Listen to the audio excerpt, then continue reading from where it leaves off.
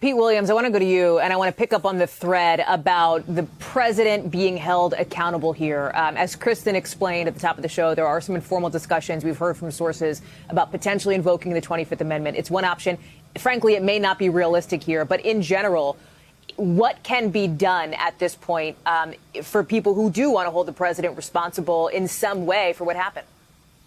So the 25th Amendment was never intended to be a form of punishment. It's only intended to relieve the president if he can't carry out the duties of his office. I went back and looked at some of the discussion that was on the House and Senate floor when it was considered and adopted.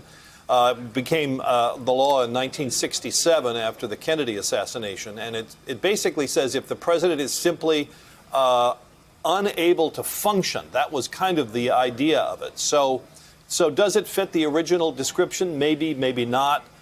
It does take a majority of the cabinet and the vice president together telling Congress that the president has to be relieved because he can't carry out the duties of his office. So that's one option. A second option being discussed is passing articles of impeachment in the House, even though there wouldn't be time for a trial in the Senate. On both of those options, some of the members of Congress I've talked to this morning wonder how effective they would be and whether they would simply further inflame the situation and make those sorts of people that stormed the Capitol yesterday even crazier. The other possibility, of course, is prosecution. Now, obviously, a sitting president cannot be prosecuted, but after he's no longer in office, the president could be investigated to see whether there was an incitement. That's another possibility. So, frankly, none of them seem all that likely at this point.